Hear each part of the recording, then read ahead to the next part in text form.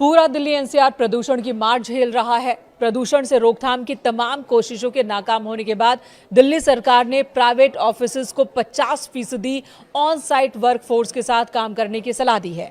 यानी कि 50% कर्मचारियों को वर्क फ्रॉम होम की सलाह दी गई है। पर्यावरण मंत्री मनजिंदर सिंह सिरसा ने इस बात की जानकारी दी। उन्होंने कहा कि ग्रेप 3 के तहत ही दिल्ली सरकार प्रदूषण नियंत्रण उपायों को सक्रिय रूप से लागू कर रही है।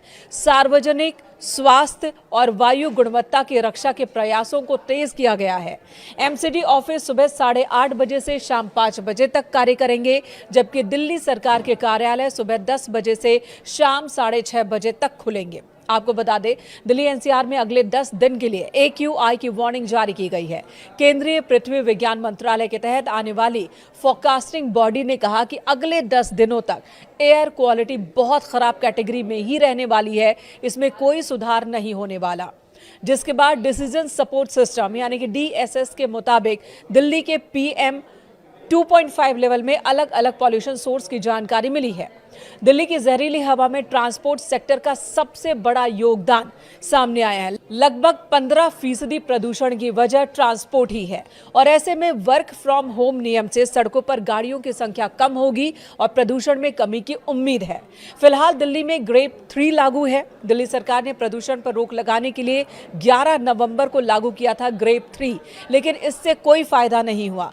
AQI स्तर में कोई सुधार देखने को नहीं मिला, जिसके बाद अलग अलग स्टेशंस की बात करें तो AQI 400 के पार ही दर्ज किया गया है और यही वजह कि ग्रेप 3 को और ज्यादा सख्त किया जा रहा है। फिलहाल ग्रेप 4 लागू नहीं है, लेकिन सरकार इसके नियमों को ग्रेप 3 के तहत ही लागू कर रही है और इन्हीं में से एक फैसला है दफ्तरों में लोगों की संख्या कम करना, यानी कि 50% कर्मचारियों के साथ काम करने का ये फैसला। CAQM ने अपने लेटेस्ट नोटिस में कहा कि CAQM ने 21 नवंबर 2025 को ग्रेप शेड्यूल को रिवाइज किया है ताकि इसे और सख्त बनाया जा सके। दिल्ली एनसीआर में एयर क्वालिटी को बहुत ज्यादा खराब होने से रोका जा सके।